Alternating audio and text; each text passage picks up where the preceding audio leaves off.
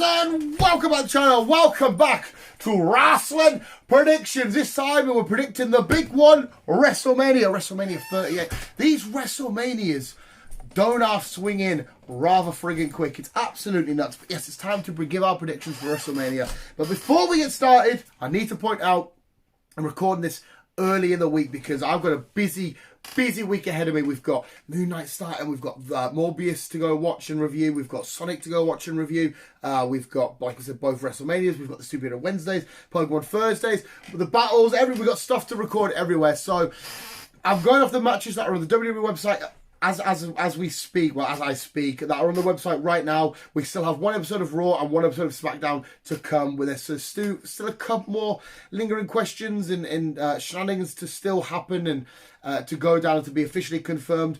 But we're going off what we've got so far, and there's still 12 matches to predict. We know there's going to be more added, but I'm going to go for the 12 that are on the website as we speak. So here we go, visuals. Here's my predictions for WrestleMania 38. Let me know yours in the comments below. And kicking us off on our list, we have RK Bro against the Street Profits and Alpha Academy for the Raw Tag Team Championships. And this is going to be a cut and dry one, surely. Love the Street Profits, their class. I actually enjoy Alpha Academy more than when they first come out. I enjoy them more now than I thought I ever would. But I love RK Bro, and RK Bro surely got to get them big WrestleMania wins on a turnbuckle each, lifting the titles, one each. Riddle and Randy just celebrating. We're going to go with RK Bro, saying that they're going to defend and retain their championships.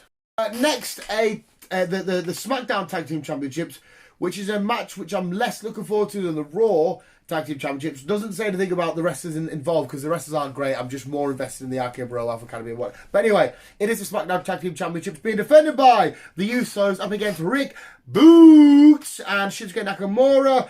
And again, I think this one's cut and dry. I think the Usos retain. Oh, will it be a night where the Bloodline, or a weekend where the Bloodline loses everything? No, the Usos are retaining. McIntyre versus Happy Corbin, and hopefully a match that will end this feud. Not that it's been bad, but I feel like Drew's definitely dropped down a fair bit. Not by any fault of his own. Obviously, it's the program that they're putting him in, and at least he's getting a match at Mania and whatnot. But I want him to get that big moment in front of a WrestleMania crowd and stuff. I really want that for him. But yeah, I think this should be, again, nice cut and dry without too much shenanigans. We know that Corbin's going to have some interference with fucking Thingy. But Drew, Madcap, but Drew's definitely going to have to win this one. Pat McAfee against Austin Theory in a match I really am looking forward to. The protege of Vince McMahon against the kind of wisecracking, funny, loud commentator, color commentary. This is a tough one. I love Pat McAfee. I quite like Austin Theory, but obviously I watch the Pat McAfee show and whatnot. I enjoy his podcast. But what do we do here? Surely you've got to give it to Austin Theory, haven't you? Just to help build his stock up a little bit more, give him his first ever WrestleMania win. It's because in his first ever WrestleMania match. And it doesn't really affect Pat McAfee in any way, shape or form, does it? No, we're going to give it to Austin Theory. I think it makes more sense in terms of character development going forward. Next up, we'll do the WWE Women's Tag Team Championships. And of course, we have Queen Zelina and Carmella defending their championships against Banks and Naomi, Rhea and Liv, Natalya and Shayna Baszler. Well, I can rule out Natalya and Baszler. I don't think they're doing it. I don't think Zelina and Carmella are going to retain, so we can rule them out. Banks and Naomi or Rhea and Liv. I really want Liv Morgan to get her moment. I love Liv Morgan. I think she's great. I love Rhea Ripley. But yeah, something about Liv Morgan. I think she's great. But does Banks and Naomi? I love Naomi. I love Banks. I love all the women involved. This is a bit of a coin toss. I'm going to say Banks and Naomi. I don't want to change my mind, but I've already said I always like to go on the one that I first said. We're going to say Banks and Naomi become our new WWE Women's Tag Team Champions. Mysterio and Dominik up against The Miz and one of my genuine heroes, Logan Paul. Now, I know any of you hardcore wrestling fans watching this, well, you probably won't like Logan Paul. You probably can't stand him. I adore the man.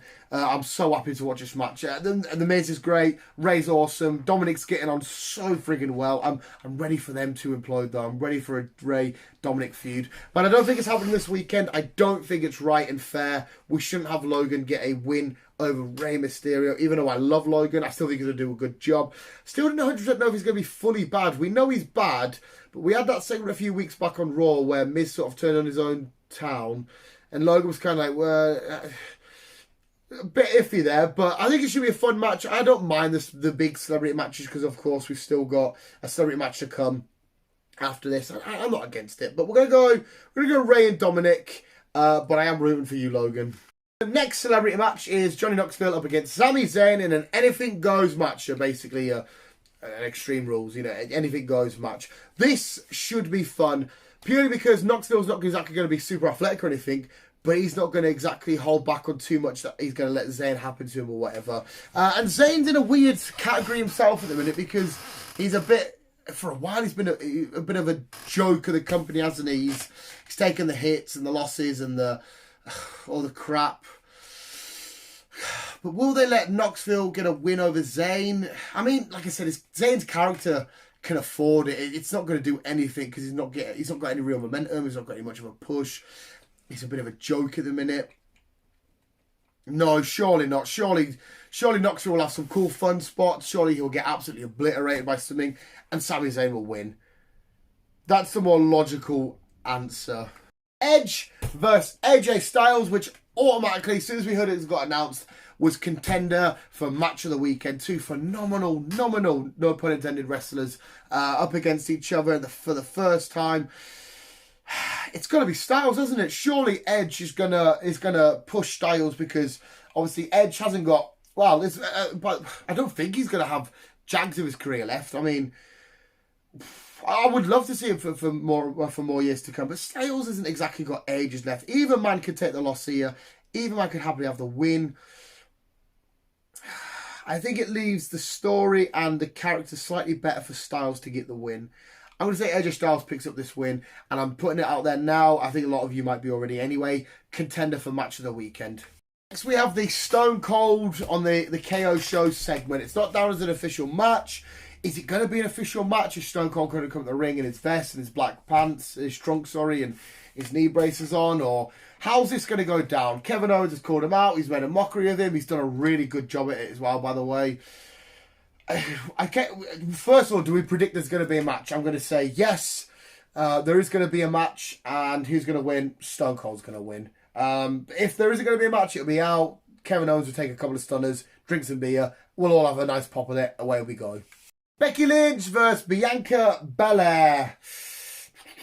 This is a hard one. I really want Belair to win it, but is she gonna get some revenge from getting squashed off Becky and all the other shenanigans that Becky's played on her in their other matches? Yes, but Bianca Belair is going to be our new Raw Women's Champion. Charlotte Flair against Ronda Rousey for the SmackDown Women's Championship. I don't know if this one, obviously on the nose straight away you go, oh, Ronda Rousey's won it. I don't know if it's too obvious. I don't know if there's going to be any shenanigans at play that cause for another match to happen. Is it too obvious for Rousey a win? I mean, obviously my gut in my head and my initial instincts say Rousey, but I just don't know if it's too obvious. Fuck it, we'll stick with it. We'll go Rousey. And again, a potential another maybe.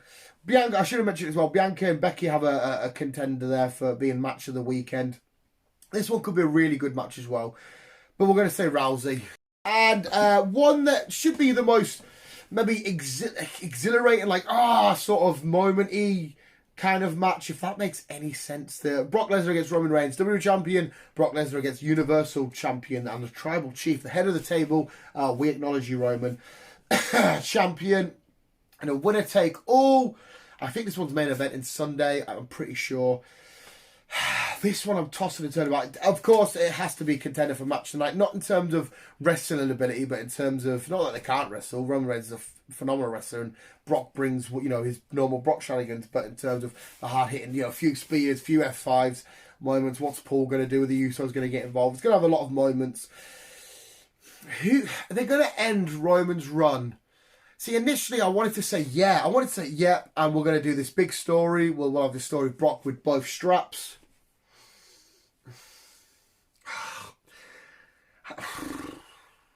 Initially, my instinct said Brock. For whatever reason, I'm fighting it now, but because I always stick with my initial thought, we'll stick with Brock. Ugh. There we go, visuals. That was my predictions for this weekend's WWE pay-per-view, the big one, WrestleMania 38. The most stupendous WrestleMania there has ever been. Do you like these two-night things? Are they good? Should we carry on doing a two-nighter? I'm not 100% sure. I like it because it fills up the weekend, because I've got my Premier League stuff, then I'll have the wrestling on the night, then on the Sunday we play Tottenham, and then we've got the wrestling again. I dig it, and then I don't, and I'm like, whatever I'm trying to say. But there we go. We know this as well. There's some housekeeping to do. Is Seth, Cody, all them rumours, is that going to happen? Is Cody really going to come back and fight Seth? Is what's happening with the United States Championship? There's nothing official there. We know there's a couple of things with Damian and Finn and whatnot. The IC titles to be decided and have anything in the pay-per-view and the weekend. So there are some things that still need to be clarified on the night. Well, maybe Raw and SmackDown will clarify them for us. But visuals, that's my predictions of what we have so far. Let me know yours in the comments below. And are you looking forward to it? Are you excited? Hopefully you all are. But visuals, apart from that, enjoy your weekend, enjoy the show. Remember, always keep being you and keep on keeping on.